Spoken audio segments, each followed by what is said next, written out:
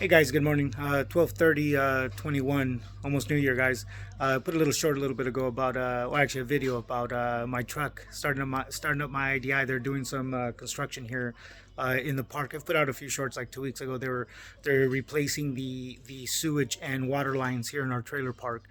New company just bought it. $1 million company from Long Beach, California, just bought it. So again, guys, already done with the F250, guys. That F250, the EGR valve was the problem, causing the underboost, causing obviously the EGR codes, and the battery was the reason. The battery combined with the stuck open EGR valve was just making it a really bad start. The customer was already dealing with kind of a weak start, but I think once that EGR valve got stuck open, it just made his starts really hard. And yeah, it was a little hard to start sometimes. I'm sure you guys saw in some of the shorts. All right, guys. Well, that F250 is done. Again, clean the EGR valve, replaced the battery, went through a whole diagnosis. Truck is running like a champ. Like I said, I did head gaskets on that truck about a year and a half ago. So, always trying to make sure that I cover my end, but it had nothing to do with me. Just, things that happen. So again, guys, got another one in. It's a '06 Chevy 2500 Duramax. The guy's got a fuel leak. He's been to a few shops. He's actually out from Hemet, which is like 60 miles from here. He's out from Hemet, California.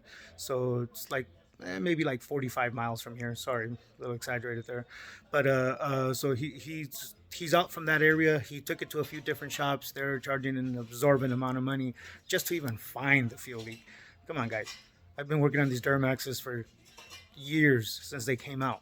So I know the systems like the back of my hands. There's not that many fuel lines in the center valley that are leaked. There's 3 rubber hoses that can leak out of the center. Okay, that's it. So, I mean, these guys are just trying to get rich off of it. Regardless, guys, this is the Duramax I'm working on. Let me show you guys what's going on and get to finding out the problem, guys. Check it out. All right, guys. So, again, a little used up. I think the guy's electrician. He uses it. He uses it for work.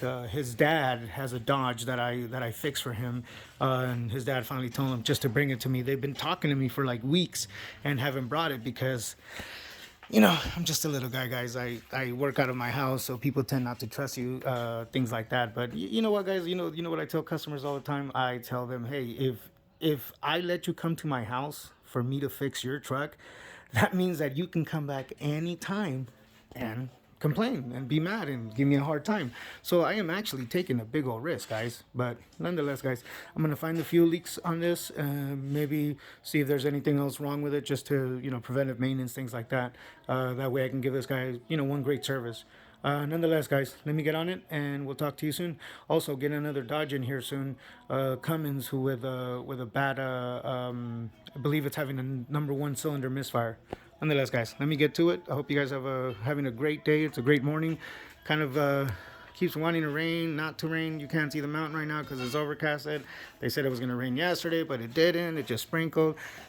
It's all crazy, guys. Nonetheless, see you guys soon. Talk to you guys soon.